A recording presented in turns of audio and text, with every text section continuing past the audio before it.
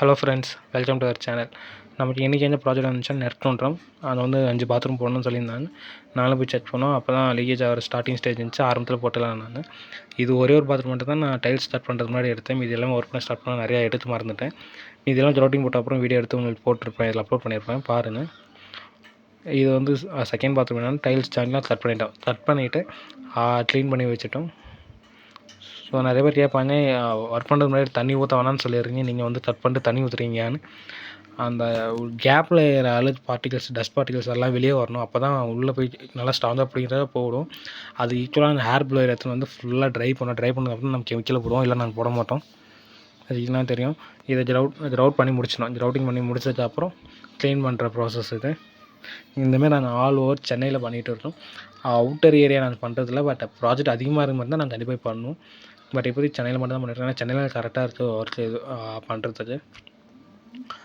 அதேமாதிரி நிறைய பேர் ப்ரைஸ் கேட்குறாங்க. ப்ரைஸ் சொல்லுன்னு கமெண்டில் சில பேர் கேட்குறாங்க. நான் தெளிவாக டிஸ்கிரிப்ஷனில் போட்டிருக்கேன். வித் மெட்டீரியல், வித்தவுட் மெட்டீரியல் எவ்வளோ ஆகும், ஒரு பாத்ரூம்க்கு டைல்ஸ் ஜாயிண்ட் கட் பண்ணுறதுக்கு லேபர் சார்ஜ் ஆகும், இல்லை ரவுட்டிங் மட்டும் தான் போடணுமா லேபர் சார்ஜ் அது இவ்வளோ நான் போட்டிருப்பேன்.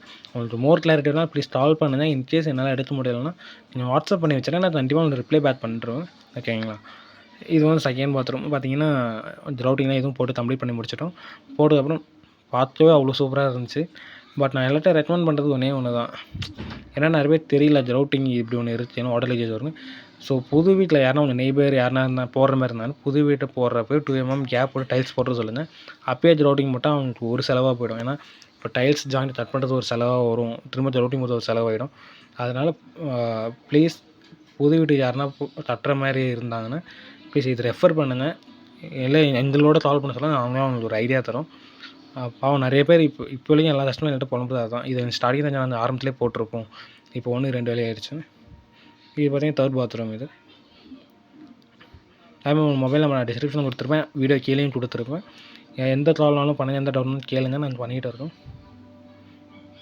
பார்த்தீங்கன்னா சேம் டைல் ஃபோர்த் பாத்ரூம். நான் 5வது பாத்ரூம் எடுத்து மறந்துட்டேன் வீடியோ. ஸோ ப்ளஸ் நாங்கள் வந்து என்னென்னா டெரஸ் வாட்டர் லீக்கேஜ் எல்லாமே பண்ணுறோம். வாட்டர் கோட்டிங்கும் பண்ண ஸ்டார்ட் பண்ணியிருக்கோம். ப்ளஸ் உப்பு தர பூத்துருந்துச்சு டைல்லன்னா அதுக்கும் நாங்கள் வந்து லிக்விட் இப்போ ரெடி பண்ணிகிட்டு இருக்கோம்.